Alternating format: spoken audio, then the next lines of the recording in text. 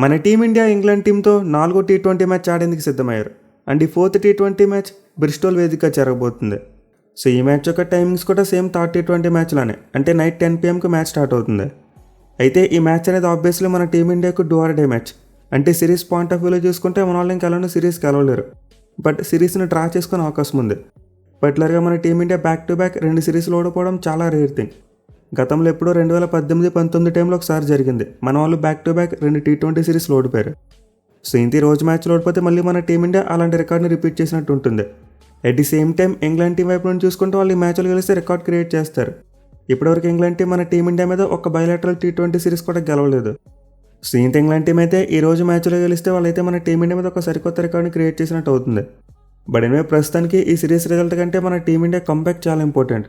Last మ్యాచ్లో 76 పరుగులు అలవాటు అయిపోయిన మన టీం ఈ మ్యాచ్లో ఎలా కోలుకుంటారు, తిరిగి ఏమైనా కంబ్యాక్ చేయగలరా, అట్లీస్ట్ ఫైట్ బ్యాక్ ఇస్తారా, ఇదే క్వశ్చన్ మార్క్ ఇప్పుడు. సో మన ఫ్యాన్స్కి అయితే ఇంకా సిరీస్ మీద పెద్ద హోప్స్లో, మన వాళ్ళైతే ఆల్మోస్ట్ ఓడిపోయినట్టే సిరీస్ను. బట్ ఈ లాస్ట్ 2 మ్యాచెస్లో అట్లీస్ట్ ఒక మ్యాచ్ అయినా సరే గెలిస్తే బాగుంటుంది. ఆ పాజిటివ్ మూమెంటం అయితే వస్తుంది మనకి.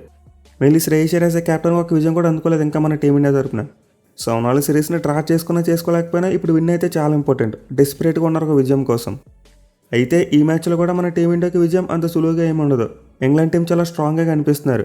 పర్టికులర్గా వాళ్ళు తమ హోమ్ కండిషన్స్ని చాలా బాగా ఎక్స్ప్లాయిట్ చేస్తున్నారు.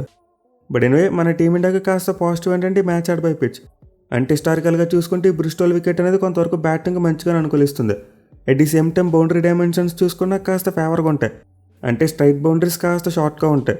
వేరే సైడ్ బౌండరీస్ చూసుకుంటే మళ్ళీ రీజనబుల్గానే ఉంటాయి. అరౌండ్ 70 meters ఉంటాయి. వేరే కార్నర్స్ చూసుకుంటే మాత్రం చాలా పెద్దగా ఉంటాయి.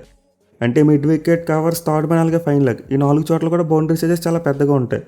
దీంతో బ్యాట్స్మెన్ వీటిని దృష్టిలో పెట్టుకుని చాలా జాగ్రత్తగా బ్యాటింగ్ చేయాలి. ఈ రీజన్స్లోకి బాల్ కొట్టినప్పుడు ఎక్కువగా గాల్లో కొట్టకూడదు. ఎలాంటి గ్రౌండ్ ఎక్కువగా రన్నింగ్ బిట్వీన్ వికెట్స్ చేస్తే చాలా మంచి ఫలితం వస్తుంది. సో ఇక్కడ పిచ్ అయితే బ్యాట్స్మెన్కు మంచిగానే అనుకూలిస్తుంది. బట్ అలా అని చెప్పి కంప్లీట్గా ఒక ఫ్లాట్ వికెట్ అని చెప్పలేం. డెఫినెట్లీ బౌలర్స్ కూడా హెల్ప్ ఉంటుంది, మరి ముఖ్యంగా ఫాస్ట్ బౌలర్స్కి. మరోసారి పేస్ అండ్ బౌన్స్ ఖచ్చితంగా చూడొచ్చు మనం. At the same time spinners కూడా టైట్ లైన్ అండ్ లెంత్ వేస్తే వాళ్ళు కూడా హెల్ప్ దొరుకుతుంది. మెయిన్లీ గ్రౌండ్లో టీ20 స్టాట్స్ చూసుకుంటే ఎక్కువసార్లు పెద్ద స్కోర్స్ వచ్చాయి. అంటే ఈ గ్రౌండ్లో మొత్తం 7 మ్యాచ్లు ఆడితే 4 సార్లు 190+ టోటల్స్ వచ్చాయి. అండ్ 7 మ్యాచ్లో ఫస్ట్ ఇన్నింగ్స్ యావరేజ్ స్కోర్ చూసుకుంటే 186 పరుగులుగా ఉంది. బట్ రీసెంట్గా జరిగిన డొమెస్టిక్ టీ20 మ్యాచ్లు చూసుకుంటే మాత్రం డిఫరెన్స్ అయినారు. ఈ పిచ్ మీద ఎక్కువగా భారీ స్కోర్లు అయితే రాలేదు. ఇన్ఫ్యాక్ట్ లాస్ట్ 10 ఇన్నింగ్స్లో ఒక్కసారి మాత్రం 190+ టోటల్ వచ్చింది. ఫస్ట్ ఇన్నింగ్స్ యావరేజ్ స్కోర్ కేవలం 156గా మాత్రం ఉంది. T20-26లో బ్రిస్టోల్ గ్రౌండ్ బౌలర్స్కు మంచిగా అనుకూలించింది. దీంతో ఈ మ్యాచ్లో మరోసారి బ్యాట్ అండ్ బాల్ మంచి కాంపిటీషన్ ఎక్స్పెక్ట్ చేయొచ్చు మనం. అంటే just like 3rd T20 match batsmen మంచి స్కిల్ చూపిస్తే ఇంగ్లాండ్ బ్యాట్స్మెన్ కొట్టినట్టు మంచిగా రన్స్ కొడతారు. At the same time bowlers మంచి స్కిల్ చూపిస్తే ఇంగ్లాండ్ బౌలర్స్ మంచిగా వేసినట్టు వికెట్లు తీయొచ్చు. ఇక టాస్ విషయానికి వస్తే ఆబ్వియస్లీ ఈ గ్రౌండ్ ఎక్కువగా చేసింగ్ మంచిగా అనుకూలించిన గ్రౌండ్. పర్టికులర్గా డొమెస్టిక్ టీ20లో చూసుకుంటే చాలా మ్యాచ్లు చేసింగ్ చేసిన జట్లే గెలిచాయి. బట్ ఇన్ ప్రెజెంట్ మన టీమిండియాకి చేసింగ్ అంతలా కలిసి రావట్లేదు. మన వాళ్ళు చివరికి ఓడిపోయిన 4 మ్యాచ్లో 3 సార్లు చేసి ఓడిపోయారు. దీంతో మన టీమిండియా టాస్ గెలిస్తే ముందుగా బ్యాటింగ్ తీసుకునేందుకు అవకాశం ఉంటుంది. పైకి మ్యాచ్ యొక్క వెదర్ ఫోర్కాస్ట్ చూసుకుంటే వర్షం అడ్డంకి కూడా ఏమీ లేదు. దీంతో డెఫినెట్లీ చేసింగ్ చేసేదానికంటే ఫస్ట్ బ్యాటింగ్ చేయడం కాస్త బెటర్ ఆప్షన్ అవుద్ది. వేరేస్ ఇంగ్లాండ్ టీం చూసుకుంటే వాళ్ళైతే టాస్ కలవట్లేదు, బట్ మ్యాచ్లు మాత్రం అద్భుతంగా గెలుస్తున్నారు. దీంతో వాళ్ళకి టాస్తో పెద్దగా సమస్య లేదని చెప్పుకోవచ్చు. వాళ్ళు ఫస్ట్ బ్యాటింగ్ చేసినా సరే, ఫీల్డింగ్ చేసినా సరే ఫేవరెట్స్గా బరిలో దిగుతారు. ఇక ఈ గ్రౌండ్లో మన టీమిండియా రికార్డ్ చూసుకుంటే కాస్త మంచి మెమరీస్ ఉన్నాయి. అంటే మన వాళ్ళు ఈ గ్రౌండ్లో ఇంగ్లాండ్ టీంతో ఒక్క మ్యాచ్ ఆడారు, అది కూడా 2018 సంవత్సరంలో. అండ్ ఆ మ్యాచ్లు చూసుకుంటే మన టీమిండియా బ్యాట్స్మెన్ చాలా మంచిగా పెర్ఫామ్ చేశారు. ఇన్ఫాక్ట్ చేసింగ్లో రోహిత్ శర్మ ఒక సెంచరీ కొట్టి మ్యాచ్ గెలిపించాడు. సో ఇంత మ్యాచ్లో మన టీమిండియా బ్యాట్స్మెన్ కాస్త పాజిటివ్ మైండ్ సెట్ ఆడితే చాలా మంచి ఫలితం వచ్చేందుకు అవకాశం అయితే ఖచ్చితంగా ఉంటుంది. ఇక టీమ్స్ విషయానికి వస్తే ఇంగ్లాండ్ టీం చాలా మంచి ఫామ్లో కనిపిస్తున్నారు. మెయిన్లీ మనం లాస్ట్ మ్యాచ్ ప్రివ్యూ అప్పుడు మాట్లాడుకున్నాం, వాళ్ళకి మిడిల్ ఆర్డర్ బ్యాట్స్మెన్ మంచిగా ఆడుతున్నారు, ఓపెనర్స్ కూడా ఫామ్ అందుకుంటే ఇంకా ఆపలేమని చెప్పి. అండ్ ఎగ్జాక్ట్లీ మనం లాస్ట్ మ్యాచ్లో అదే చూసాం. వాళ్ళ ఓపెనర్స్ కూడా ఇప్పుడు కాస్త ఫామ్లోకి వచ్చారు. మరి ముఖ్యంగా ఫిల్ సాల్ట్ ఒక మ్యాచ్ విన్నింగ్ నాక్ ఆడాడు. At the same time Buttler చూసుకున్న చాలా మంచిగా స్టార్ట్ చేయడం చూసాం. సో ఇంగ్లాండ్ టీం యొక్క ఓపెనర్స్ కనుక రిధం అందుకుంటే వాళ్ళని ఆపడం చాలా కష్టం. వేరేస్ మిడిల్ ఆర్డర్ విషయానికి వస్తే వాళ్ళ ప్లేయర్స్ మంచి ఫామ్లోనే కనిపిస్తున్నారు. ఒక్క టామ్ ప్యాంటర్ మాత్రమే కాస్త మిస్ఫైర్ అవుతున్నాడు, బట్ మిగతా బ్యాట్స్మెన్ ఎంతో కొంత కంట్రిబ్యూట్ చేస్తున్నారు. ఎస్పెషల్ ఇంగ్లాండ్ టీం యొక్క బ్యాటింగ్లో best part running between wickets చాలా మంచిగా క్యాపిటలైజ్ చేస్తున్నారు. సో ఇంగ్లాండ్ బ్యాట్స్మెన్ అయితే తమ హోమ్ కండిషన్స్ను మంచిగా అడాప్ట్ చేసుకుని బాగా బ్యాటింగ్ చేస్తున్నారు. అండ్ బౌలింగ్ చూసుకున్న సేమ్ టు సేమ్ కొత్త బాల్తో జాఫ్రా ఆర్చర్ హార్డ్లాండ్స్లో బౌలింగ్ చేస్తే మన టీమిండియా ఓపెనర్స్ని చాలా ఇబ్బంది పెడుతున్నాడు. అండ్ లాస్ట్ మ్యాచ్లో జాస్టన్ కూడా ఎక్సలెంట్ స్పెల్ వేయడం చూసాం. ఈవెన్ స్పిన్నర్స్ కూడా చాలా మంచిగా రాణిస్తున్నారు వాళ్ళకి. సో హ్యారీ బ్రూక్ కెప్టెన్గా మారిన తర్వాత ఇంగ్లాండ్ టీం కంప్లీట్లీ చేంజ్ అయిపోయింది భయ్య. వాళ్ళు తన క్యాప్టెన్సీలో ఆడిన 21 మ్యాచ్లో చూసుకుంటే 18 మ్యాచెస్లో గెలిచారు, 3 మ్యాచ్లు మాత్రం ఓడిపోయారు. విచ్ మీన్స్ వాళ్ళ సక్సెస్ రేట్ ఏ రేంజ్లో ఉందో మనం అర్థం చేసుకోవచ్చు. ఇక టీంలో మార్పుల విషయానికి వస్తే నేను వీడియో రికార్డ్ చేసే టైంకి అఫీషియల్గా ప్లేయింగ్లో అనౌన్స్ చేయలేదు. మేబీ నేను వీడియో అప్లోడ్ చేసిన తర్వాత అనౌన్స్ చేయొచ్చు. ఆర్ఆల్స్ ఒక్కరోజు గ్యాప్ వచ్చింది కాబట్టి డైరెక్ట్గా టాస్ అప్పుడే ప్లేయింగ్లో అని చెప్తారేమో. బట్ ఏమో మోస్ట్ లైక్ ఇంగ్లాండ్ టీం తమ ప్లేయింగ్లో ఎక్కువ మార్పులు చేయకపోవచ్చు. వాళ్ళైతే సేమ్ కాంబినేషన్తో వచ్చేందుకు అవకాశం ఉంటుంది. మేబీ మ్యాచ్ గెలిచి సిరీస్ని సీల్ చేస్తే లాస్ట్ మ్యాచ్లో మార్పులు చేస్తారు. బట్ ఈ మ్యాచ్లో మాత్రం మోస్ట్ లైక్లీ మార్పులు చేయకపోవచ్చు. ఇక మన టీమిండియా విషయానికి వస్తే మనం వాళ్ళకున్న సమస్య గురించి మనం ప్రీవియస్ వీడియోలోనే మాట్లాడుకున్నాం. మన బ్యాట్స్మెన్ మైండ్ సెట్లో ఖచ్చితంగా మార్పు రావాలి. అండ్ వీటితో పాటు మనం అయితే ఇంకా కొన్ని విషయాలు డిస్కస్ చేసుకోవాలి. లైక్ మన వాళ్ళ టీమ్ సెలెక్షన్. ఈ మ్యాచ్లో మళ్ళీ సంజు శాంసన్ టీంలోకి తీసుకొస్తారా?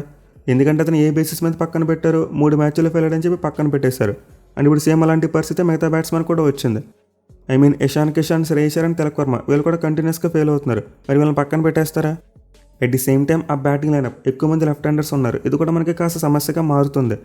ఎస్పెషల్లీ లాస్ట్ మ్యాచ్లో హర్షిత్ రాణాను దూబే కంటే ఎందుకు ముందు పంపారు రైట్ హ్యాండర్ అని చెప్పి. బట్ అఫ్కోర్స్ మన కోచ్ గౌతమ్ గంభీర్ హర్షిత్ రాణాను ఒక జెన్యూన్ ఆల్రౌండర్లో ఫీల్ అవుతున్నాడు. బట్ నిజానికి మన టీమిండియా అతను హార్డ్గా పుష్ చేయవలసిన అవసరం లేదు భయ్య. హర్షిత్ రాణా మంచిగా బౌలింగ్ చేస్తున్నాడు, అది కంటిన్యూ చేయనివ్వండి.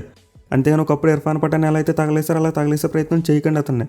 మన వాళ్ళకి అంతకే రైట్ హ్యాండ్ బ్యాట్స్మెన్ కావాలనుకుంటే బెంచ్ మీద సంజు శాంసన్ ఉన్నాడు, అతను ఆడించుకోవడమే.